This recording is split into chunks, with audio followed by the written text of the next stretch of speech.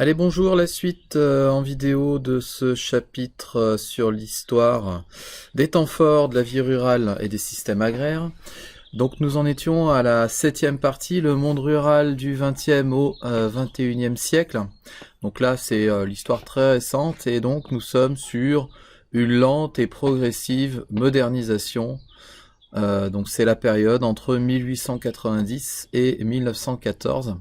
Alors, on peut dire quand même que sur cette période-là, 20e et 21e siècle, au niveau de l'évolution technique, technologique et également des méthodes agraires, on a beaucoup plus progressé en l'espace de 150 ans que sur 3 millénaires, évidemment. Voilà, l'objectif de l'agriculture, c'est d'assurer l'alimentation d'une population, d'assurer d'une part son auto-alimentation. Sauf que quand on arrive à un seuil qui dépasse ce seuil d'auto-alimentation, et ben forcément après derrière on va faire de l'échange et on va vendre ses productions vers l'extérieur. Et donc vous le savez, puisque vous l'avez vu dans vos études précédentes, que la France est un modèle au niveau agricole. Elle bénéficie évidemment d'un climat et puis de terres qui sont très favorables, et ça va faire d'elle, de ce pays-là, une grande puissance agricole au niveau mondial, qui est aujourd'hui, bon, évidemment concurrencée, mais qui reste très très forte et très importante malgré le fait que l'agriculture produit un minimum de richesse, puisqu'on est autour de 2% du PIB, donc de la richesse globale du pays. Et ça, c'est pour tous les pays développés. Voilà, l'agriculture aujourd'hui, ça rapporte pas énormément, puisque les denrées sont globalement bon marché, et en fait, on a besoin pour se nourrir. Donc voilà, c'est pour cette raison-là. Alors on retourne à nos moutons, 1890-1914. Sur la période 90-14, l'agriculture représente 42,3% de la production globale, avec 1,5% de croissance par an.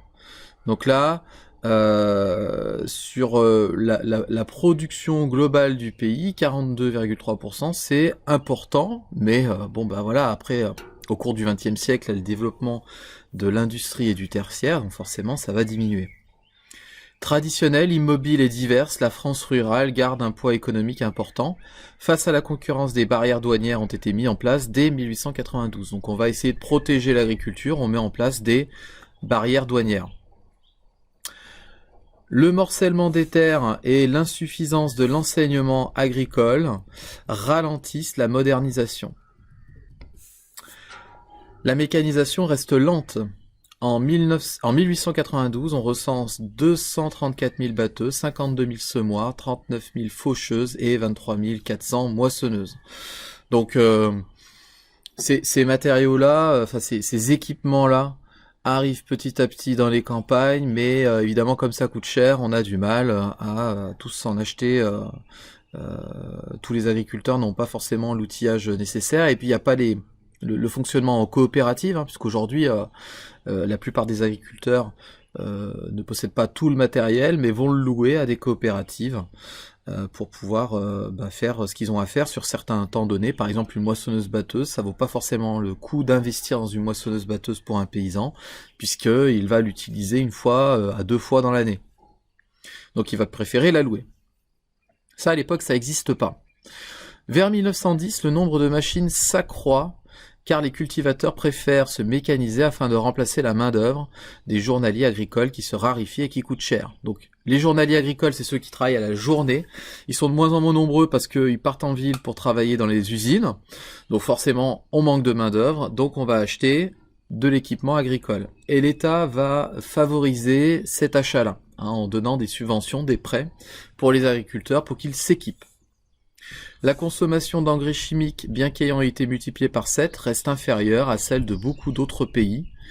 L'évolution de la répartition des sols, l'augmentation des rendements à l'hectare, l'engrais, l'irrigation, l'amélioration de la qualité de la viande et du lait, sélection des espèces et spécialisation et hausse de la consommation permet à l'agriculture française d'évoluer de manière positive.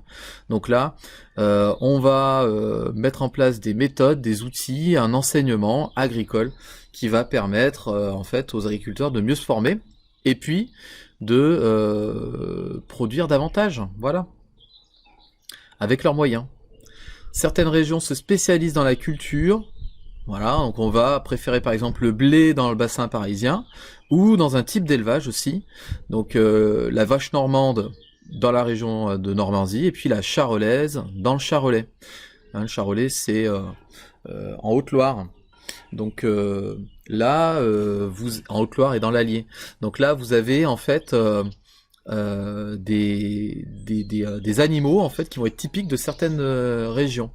Et ça va permettre voilà une certaine spécialisation. Là où avant on faisait un peu de tout, on va se spécialiser dans des productions bien particulières. Hein, parce qu'avant on vendait au niveau local, donc on avait besoin de tout. Et le fait que voilà les transports se développent, les voies de communication aussi commencent à se construire, et ben du coup on va pouvoir se spécialiser parce que telle région est plus spécialisée dans un type de produit, produisent plus de meilleure qualité, donc on fait venir la production. Et puis nous, dans notre secteur, on est plus spécialisé dans un autre. C'est pour ça par exemple que je sais pas moi, on trouve le blé dans le bassin parisien, dans le bassin aquitain également, la vigne dans certaines régions, voilà, on produit plus de la vigne dans tous les villages. Les ovins dans les régions un peu sèches, voilà, comme par exemple dans le Languedoc, hein, on va préférer élever des ovins. La Bretagne, on va spécialiser aussi dans l'élevage des porcs. Donc tout ça, c'est grâce en fait au développement technologique, technique, des communications et à la mondialisation en quelque sorte aussi. Alors, on constate que la grande propriété est importante, même si elle a diminué en termes de superficie. 150 000 exploitants se partagent 45% de la superficie cultivée. En 1960, 250 exploitations agricoles emploient plus de 50 salariés, 45 000 de 6 à 50, 1 300 000 de 1 à 5. Donc là, en fait, la taille des exploitations diminue. Pourquoi ? Parce qu'en fait, c'est le système de l'héritage en France. En France, on partage les possessions à part égale entre les enfants encore en vie. Alors que c'est pas forcément le cas dans tous les pays, mais du coup ça va entraîner un morcellement, une partition des terres, et donc du coup les paysans vont avoir des plus petites superficies. On voit que le modèle de l'entreprise s'impose pas vraiment, c'est-à-dire que les exploitations restent avant tout familiales. Hein. C'est la famille qui s'occupe de la ferme. Très peu d'exploitations qui emploient du personnel. Ou alors de manière saisonnière. Là, quand on dit 250 exploitations agricoles emploient plus de 50 salariés, c'est des salariés fixes, hein, en CDI, si on veut, hein, l'équivalent. Voilà, quand à la ferme on emploie un journalier, hein, quelqu'un qui travaille à la journée, c'est pas considéré comme un salarié. Hein. Le morcellement persiste surtout dans le sud de la Loire, et la loi de remembrement de 1908 n'a pas eu l'effet escompté avant 1914. Donc régulièrement en France, il y a eu des remembrements, c'est-à-dire que les terres, comme elles se morcellent avec le système de l'héritage, on va posséder des terres un peu partout sur, je sais pas moi, un rayon de 20 à 30 km. Hein, donc en fait, j'ai un bout de terre qui fait 5 hectares qui est dans mon village. Dans le village d'à côté, j'ai 10 hectares, etc., etc. Donc en fait, ce qu'on va faire, c'est qu'on va redistribuer les terres. Donc on va garder évidemment la superficie qu'on possède et on va tout reconcentrer autour de la ferme. C'est le fameux remembrement. La révolution des transports. À cette époque, le réseau ferré français est achevé. Il compte 49 000 km de voies, dont 40 000 d'intérêt général contre 21 000 en 1876. Donc là, on va agrandir le réseau ferré en France.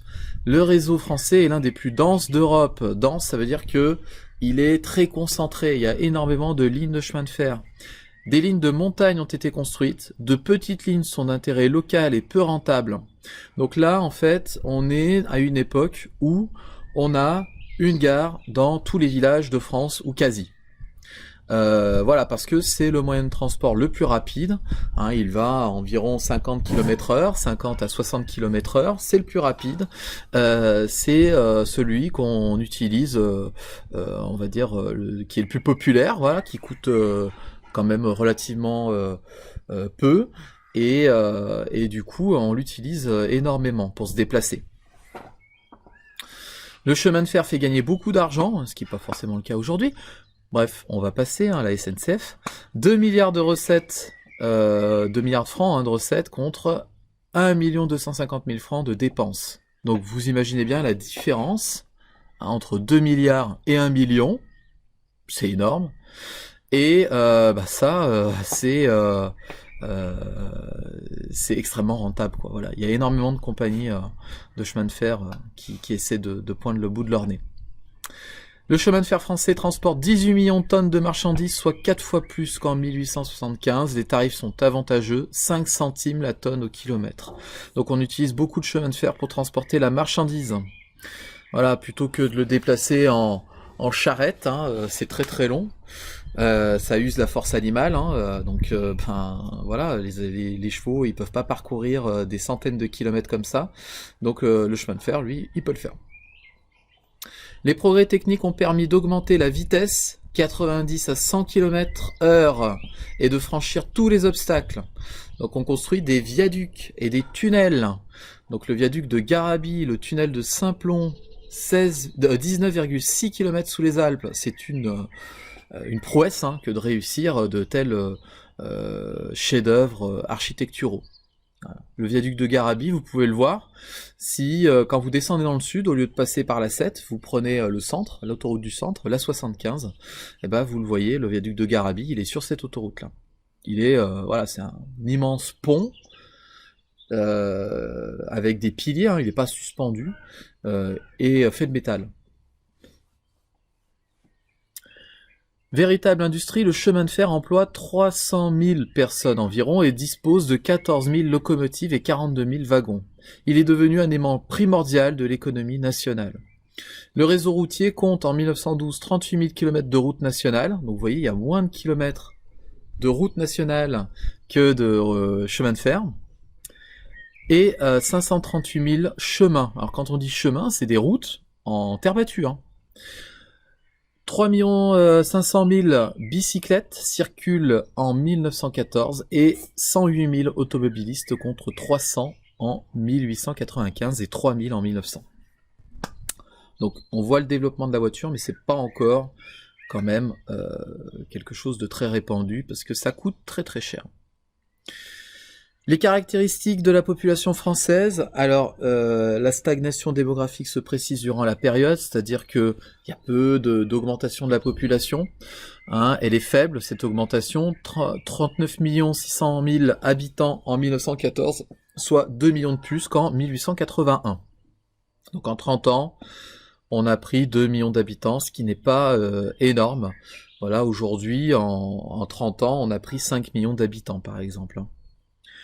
Le taux de mortalité varie peu jusqu'en 1895, 22,3 pour 1000, puis commence à diminuer.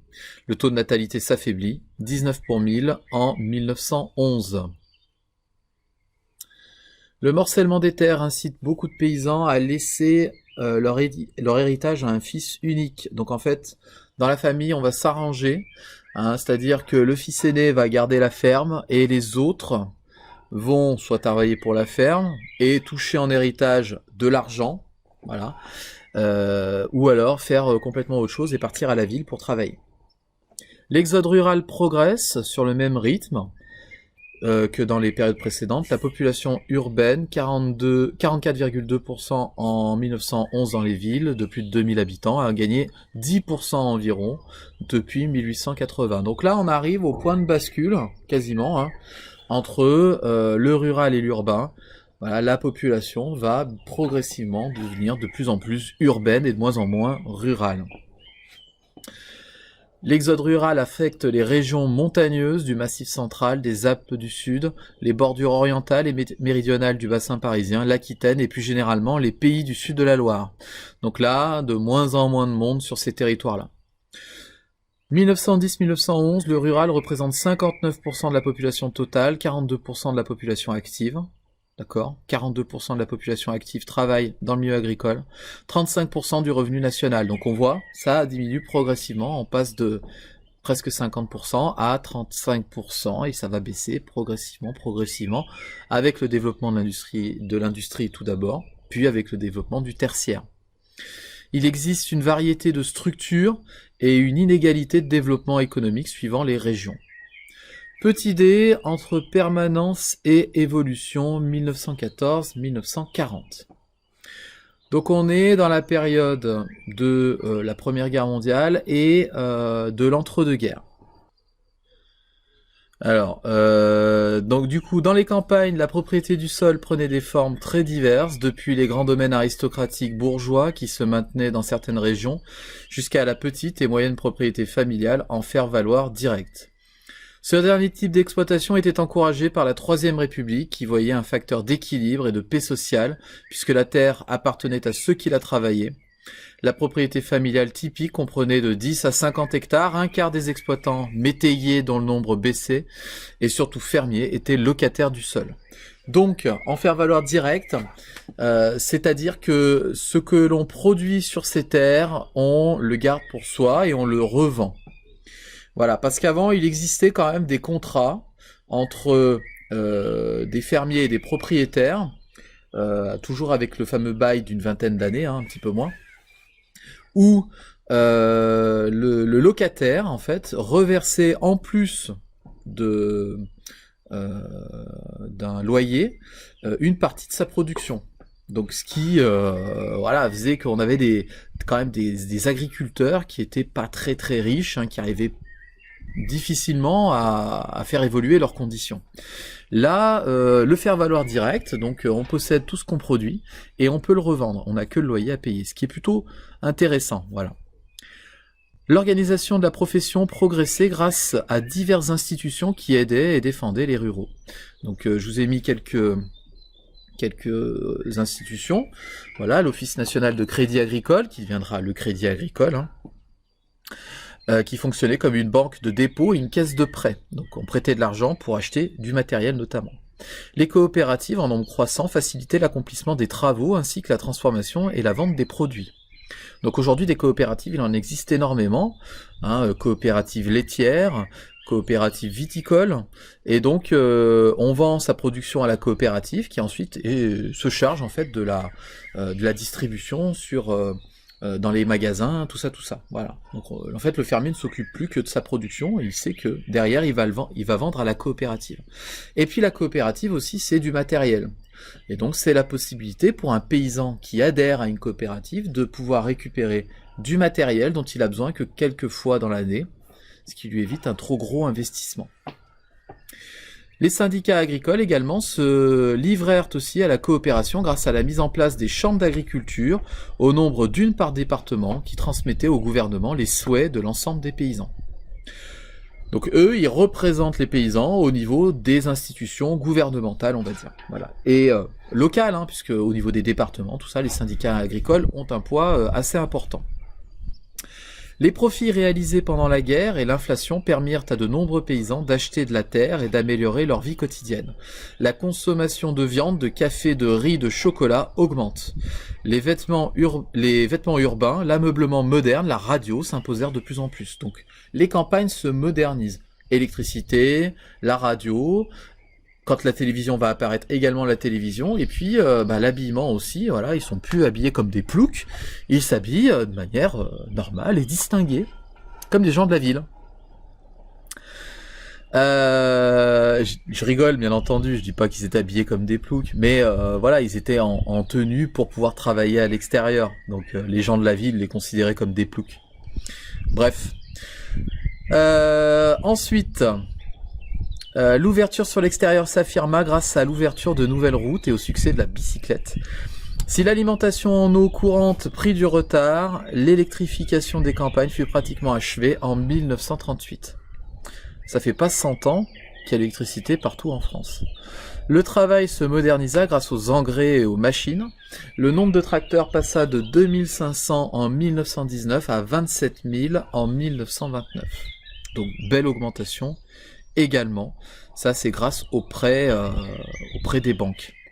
Cependant, la France restait en retard par rapport à ses voisins. On utilisait encore beaucoup les bœufs et la charrue. Le remembrement au rassemblement des parcelles stagnait. Même si la vie à la campagne était devenue plus facile dans certains domaines, les paysans savaient bien que les citadins gagnaient souvent bien plus qu'eux, pour un effort moindre. Et ils jouissaient d'un confort et de loisirs plus importants. Voilà, en ville, il y avait les cinémas, notamment, ce qu'il n'y avait pas du tout à la campagne. À la campagne, un agriculteur, il travaille tous les jours de la semaine, même le dimanche, il faut aller s'occuper des vaches, les nourrir, les traire, etc., etc. Et donc, quand on voyait qu'à la ville, on travaillait 6 jours dans la semaine, qu'on avait le dimanche en repos et des horaires fixes et un salaire plus important, forcément, ça a attiré pas mal de gens des campagnes. Ensuite, alors un nombre grandissant de paysans, surtout parmi les jeunes, prit le chemin de la ville. De 1921 à 1931, la population rurale diminua de 600 000 personnes.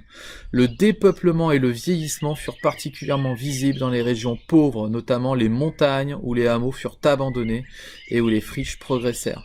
Voilà, et des villages qui ont complètement disparu suite à cet exode parce qu'il n'y avait plus personne pour rester sur les territoires.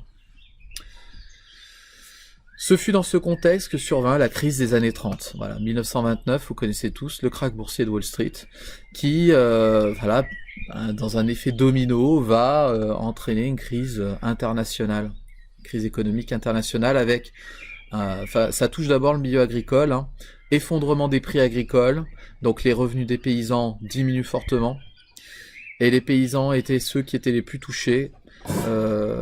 Les paysans endettés, c'est ceux qui étaient les plus touchés, car ils avaient besoin de se moderniser. On leur disait d'acheter des machines dans cette période-là, et forcément, ils dilapidaient tout leur argent. Alors forcément, après, ça va s'améliorer quand même, voilà, mais ça va pas être évident. Une progression rapide avec les 30 Glorieuses.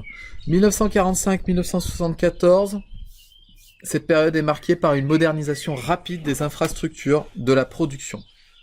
Malgré cela, la part dans le PIB national régresse de 10,3% à 5,7%. Donc vraiment une baisse très importante du PIB de l'agriculture. Le nombre d'exploitations diminue de 40% entre 48 et 74, mais la surface cultivée se maintient à 33 millions d'hectares. À 33 000 millions d'hectares. En revanche, on assiste à une explosion des rendements. Et donc je vous ai mis les tableaux en dessous, tirés d'un joli livre sur l'agriculture. Et donc on voit quoi? On voit par exemple que, je vous laisse regarder. Alors ce que vous pouvez faire éventuellement, c'est prendre un petit stabilo, un vert et un orange, ou un rose si vous préférez, et vous mettez à chaque fois les chiffres les plus faibles de la couleur orange ou rose, et le chiffre le plus élevé de la couleur verte. Et donc on voit par exemple que dans ce qui augmente le plus, ça va être les céréales qui vont être multipliées par 3 en l'espace d'une trentaine d'années, 25 ans, pardon, en l'espace de 25 ans. Le lait multiplié par 2 également sur la période. Les pommes de terre qui augmentent puis diminuent. Voilà, parce que en fait la pomme de terre, le problème c'est qu'on en a beaucoup consommé pendant la guerre et que on en a jusque là de la pomme de terre, donc on va l'abandonner un petit peu au profit d'autres légumes et d'autres productions. Voilà, le chou, les tomates, les melons un petit peu, les pommes également, le raisin de table, etc., etc., le blé, l'orge, le maïs, tout ça, ça augmente de manière assez variable, mais ça augmente. Par exemple, le maïs, si je prends entre 49 et 63 multiplié par 6, un peu plus de 6 quasiment, si on regarde, alors pourquoi? Parce que en fait la technique de culture du maïs va fortement évoluer, et également dans la consommation quotidienne, le maïs va prendre une place. Voilà. Bon, je vous laisserai regarder le reste des chiffres. Cette modernisation de l'agriculture n'est possible que par les prêts des banques, et notamment du Crédit Agricole, qui passe de 1757 millions de francs en 1950 à 19 744 millions de francs en 1963. 120 000 millions de francs en 1974. Donc une large augmentation des prêts. Voilà. La mécanisation s'accompagne d'un remembrement des exploitations, d'une amélioration des espèces végétales par la sélection génétique, de l'hygiène, de la standardisation des productions. L'ouverture des frontières avec la création du marché commun européen, ça c'est en 1957, fait entrer les produits italiens qui concurrencent les produits français et fait baisser les prix. Donc là, en fait, on va essayer dans la construction en fait de l'Europe de protéger les pays qui ont un niveau de vie plus élevé. Par exemple, en France, on a un niveau de vie plus élevé en 57 qu'en Italie, et donc la production agricole italienne coûte moins cher que la production française. Donc on pourrait être tenté de dire on va acheter des produits italiens. Sauf que voilà, il faut protéger nos paysans, donc on va faire en sorte que les produits français soient au même niveau que les produits italiens, en donnant des subventions européennes grâce à la politique agricole commune.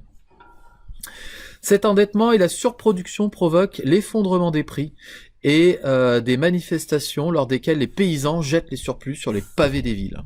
Ça arrive toujours, ça. En 1973, 50% des travailleurs agricoles familiaux gagnent moins du SMIC, 44% entre 1 et 3 fois le SMIC et 6% ou plus de 3 fois le SMIC. Donc ça montre bien quand même que le métier agricole est difficile et il paye globalement peu.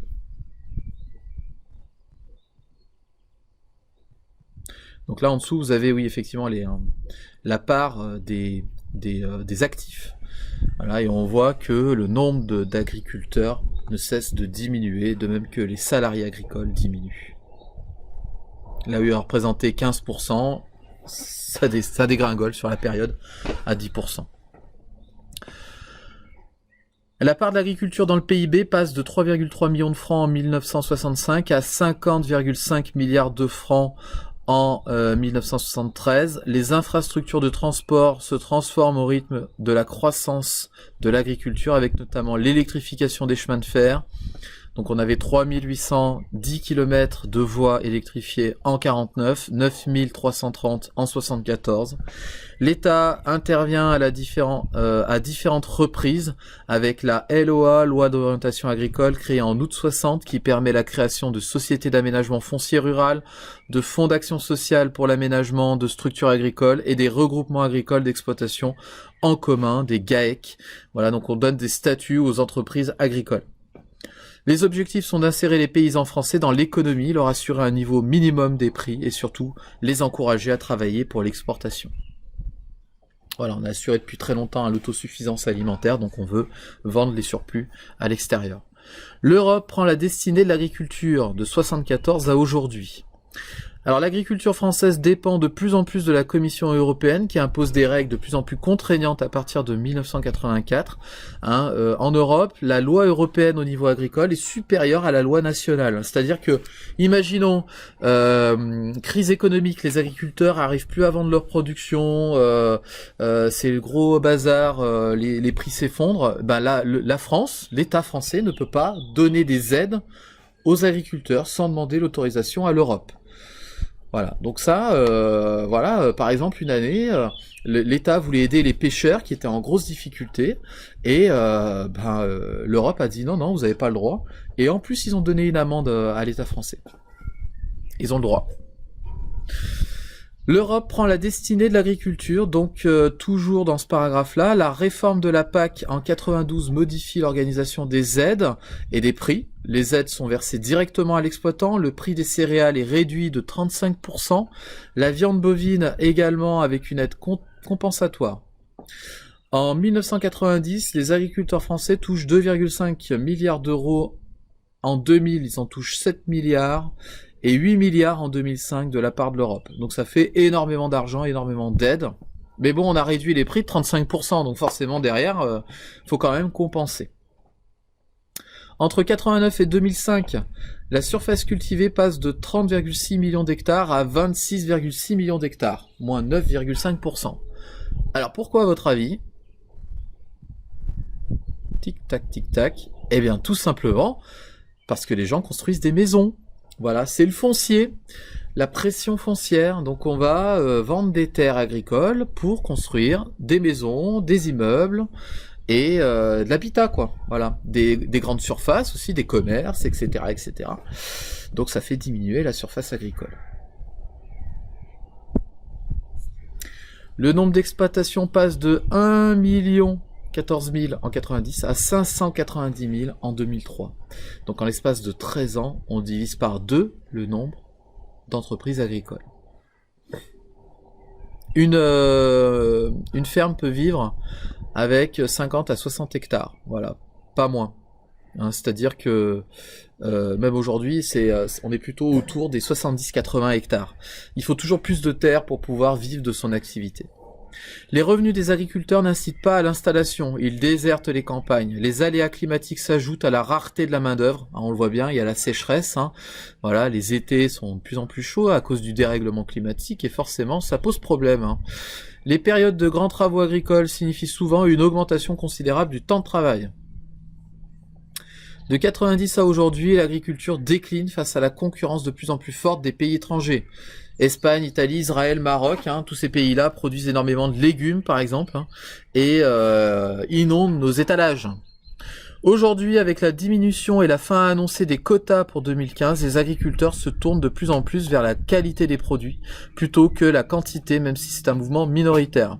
Donc aujourd'hui, on voit bien, l'agriculture française, c'est la vente directe, des produits de meilleure qualité, des produits bio. Voilà, on essaye vraiment de développer le circuit court et de développer des produits de qualité avec des labels.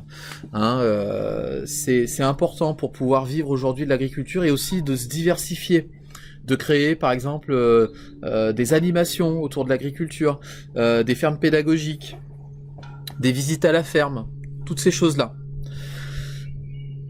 C'est une réponse au capitalisme qui exige toujours plus pour un modèle agricole à bout de souffle, où les prix du lait, des céréales est historiquement bas. Ah oui, j'ai pas parlé des quotas, mais les quotas, en gros, un agriculteur avait le droit de vendre tant de milliers d'hectolitres de lait dans l'année.